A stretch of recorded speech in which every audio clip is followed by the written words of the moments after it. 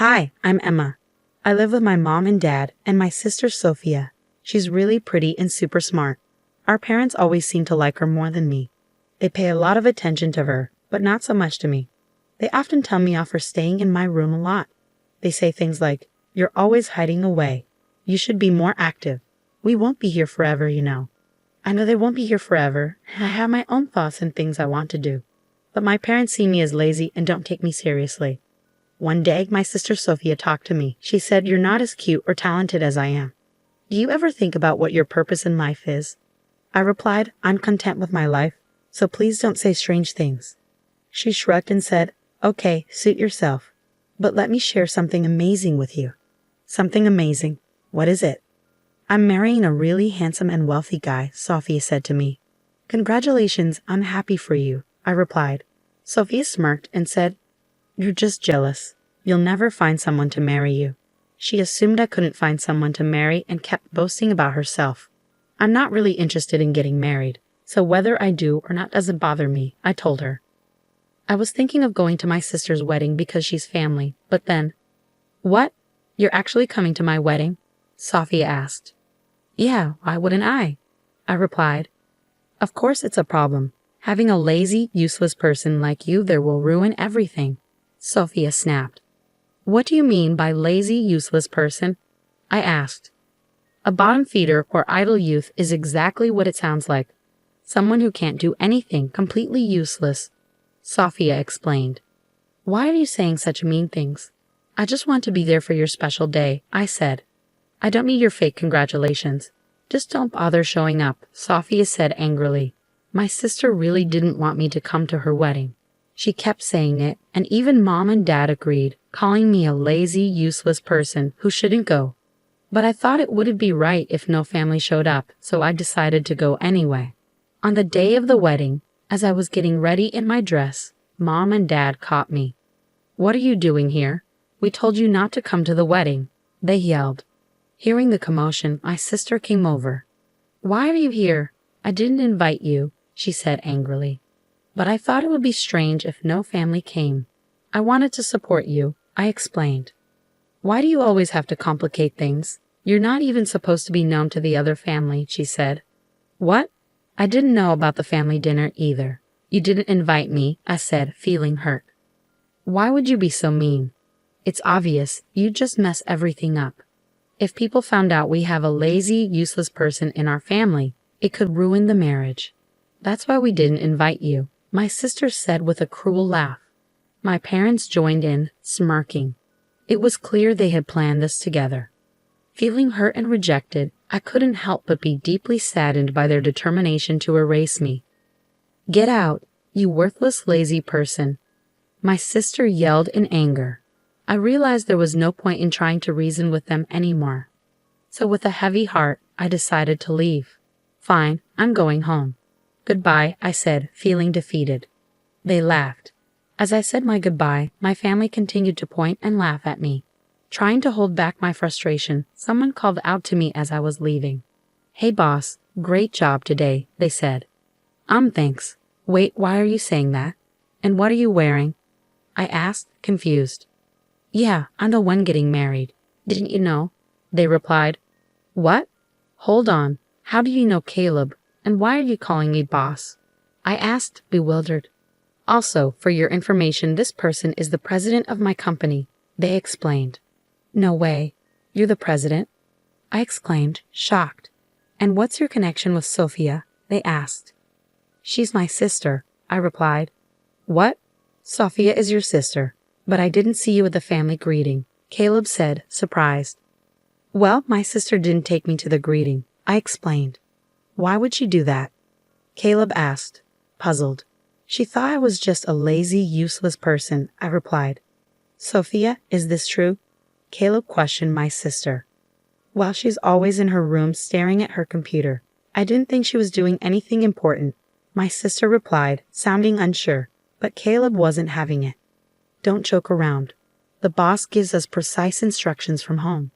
She's a skilled executive," Caleb said angrily, making my sister realize the mistake she had made. I didn't know, Emma. I'm sorry. I never thought." My sister Sophia stammered, realizing her mistake.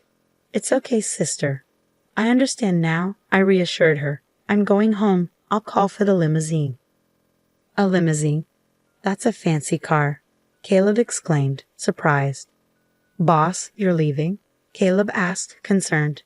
Yes, it seems I'm not welcome here, I replied, feeling hurt. Hey, what are you doing, Sophia? How dare you speak to the boss like that? Caleb scolded my sister, growing angry. But I didn't know. How can you blame me for not knowing?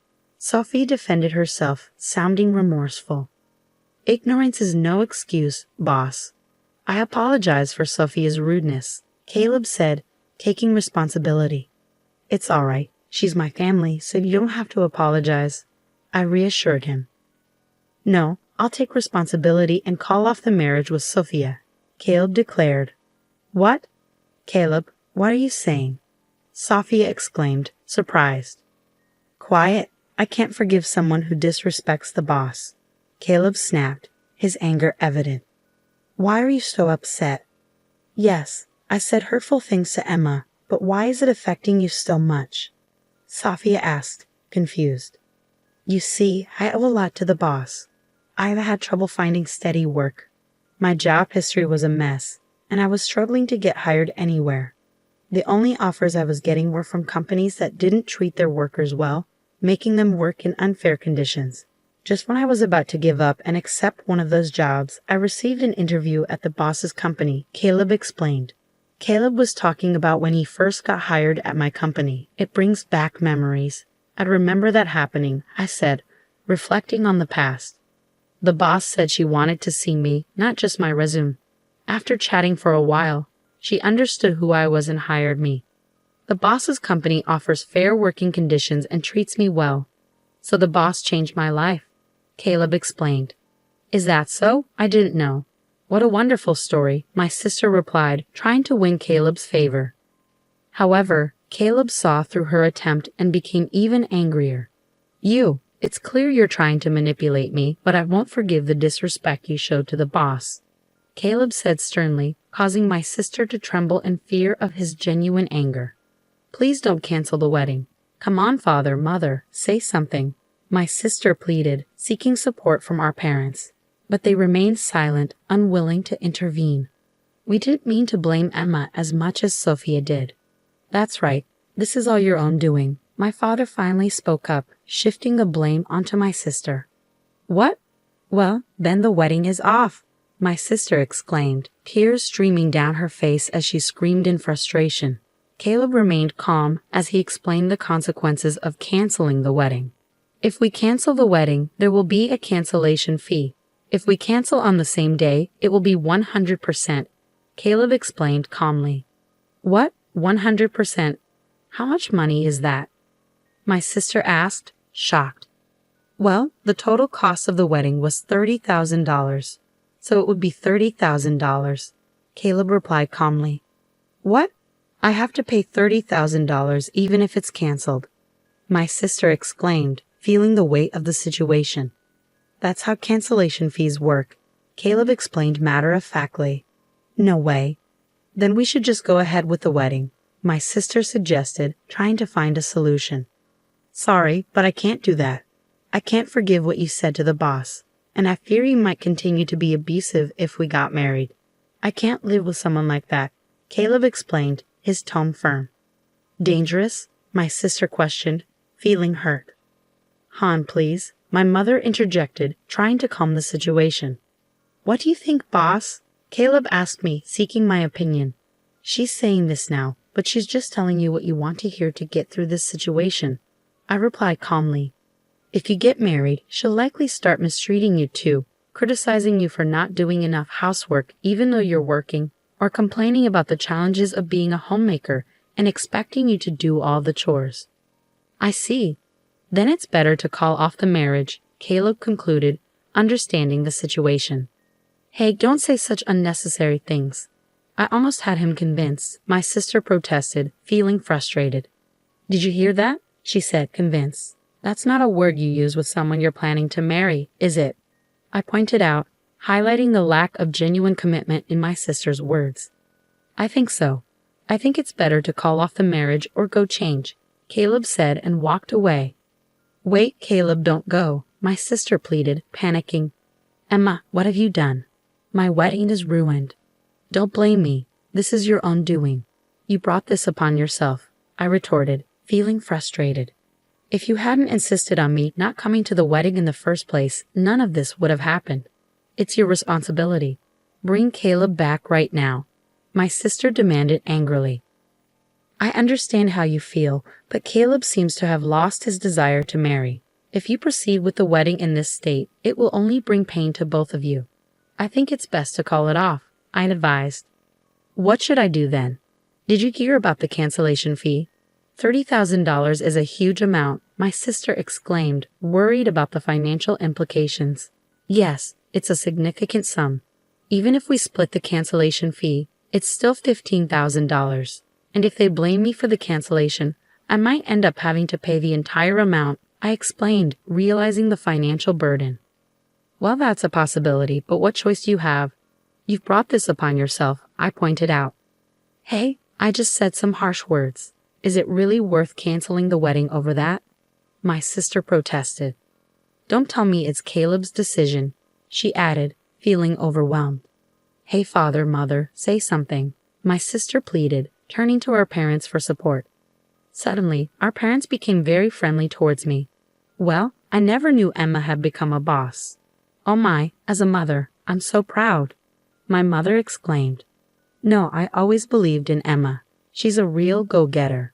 From now on, let's rely on Emma's money, my father added, relying on my financial success. You must be joking, I retorted. They had also been verbally abusive to me in the past, so I didn't feel inclined to spend money on them. Sorry, but I don't want to live with my family anymore. I'm going home now to look for an apartment to live alone, I declared, feeling fed up with the situation. What? Why? We've been living together all this time. Why do you suddenly want to live alone? My sister asked, confused. I lived with you because I believed in the concept of family bonds.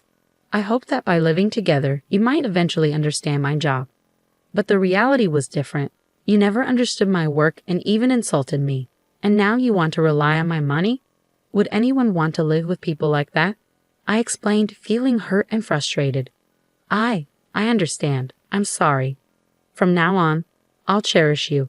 Please continue living with us, okay? My sister apologized, hoping to mend our relationship. I said no, didn't I? I don't want to live with you anymore, I replied firmly, standing by my decision. Despite my refusal, father and mother continued to insist, refusing to accept my choice. What if we kick Sophia out of the house? Then you'll live with us, right? My father suggested, surprising everyone with his proposal. What? Wait, father, what are you saying? My sister protested, feeling shocked and hurt by his words. Shut up. I was a fool to expect anything from you. We'd be better off living with Emma than with you, my father snapped angrily, showing his disappointment in my sister. It was the moment my father abandoned my sister, and as a family member, I couldn't bear to witness such cruelty. Father, just so you know, I detest people who abandon others so easily the most, I stated firmly, expressing my disapproval. What? What are you saying? My father asked, taken aback by my words. People like that will eventually betray my trust too, so I can't live with them, I explained. No way, my father exclaimed, realizing the consequences of his actions. Hey, you idiot husband. Why can't you convince her to stay? My sister scolded Caleb. Shut up, Caleb snapped in frustration. As my parents continued to argue, Caleb returned, now dressed in casual clothes. What's going on?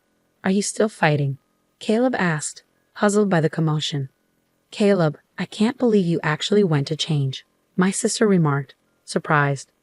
I told you I would, didn't I? What's going on? Caleb replied, confused. Are you really going to cancel the wedding? I hate this. Why is this happening? My sister lamented, feeling overwhelmed by the situation. Yeah, just so you know, you're the reason for all this, so you'll have to pay the entire cancellation fee. I've already discussed it with our parents, I stated firmly. What? That's not fair. It's not solely my fault, is it? My sister protested. Sis, no matter how you look at it, the blame falls on you, I replied, feeling frustrated. Hey, you be quiet. How dare you tell the boss to be quiet? I won't tolerate any more insults to the boss. Caleb intervened, defending me. Wait, please calm down, my sister pleaded, trying to diffuse the tension. Boss, did you call the limo yet? Caleb asked me. No, I got caught up in a conversation and forgot, I admitted. Then I'll call it. I need to go home too, Caleb said, taking action. Wait a minute. Please reconsider, my sister pleaded once again, hoping for a change of heart. What's there to reconsider? I don't love you anymore, my sister replied sadly. Don't say that. It was my fault. I promise I won't say anything terrible to Emma again. My sister pleaded, trying to make amends. We've had this conversation many times. Enough already. I replied, feeling weary of the repeated apologies. Boss, I've called the limo. It'll be here soon, Caleb informed me. Then let's wait outside. I'll go change too, I said, ready to leave. Wait, Emma, let's talk. My sister called out, hoping for a chance to reconcile. There's nothing to talk about, I replied firmly, determined to leave the situation behind. Wait, Emma, father and mother are begging too. Without you, we'll have to rely on Sophia's money, my sister pleaded. But Sophia will have to pay the cancellation fee and might run out of money. We won't be able to live comfortably, I countered, concerned about our financial stability. Father, mother, if you need money, why don't you consider getting a part-time job or something? I suggested. No way. I don't want to work at this age, my father protested. It's okay. There are people working even in their 70s and you're both still in your 60s, right? You're still energetic, I reasoned. That's not the problem. My body feels heavy and it's hard to move. And you expect me to work? My father complained. Yes, no way, my mother added, agreeing with my father's sentiments. Are we done here? I'm going to change, so don't talk to me anymore. After I get home, I'll pack my bags and stay at a hotel for now. I have no intention of dealing with you ever again, I declared firmly. Hey, wait for me. Please don't go. Don't abandon us. Emma. My sister and parents pleaded desperately, but I didn't stop. Ignoring their cries, I quickly changed and left the venue. Caleb's limo took me home, where I packed my bags and headed to a hotel. There, I searched for apartments, signed a lease right away, and completely cut ties with my family. As a consequence of canceling the wedding, Sophia had to pay the $30,000 cancellation fee, and my parents were so angry that they disowned her. In the end, they ran out of money and had to work part-time jobs. Sophia, having nowhere else to go, began living as a gig worker. Meanwhile, I focused on growing my company, increasing my income, and living happily ever after, free from the toxicity of my family.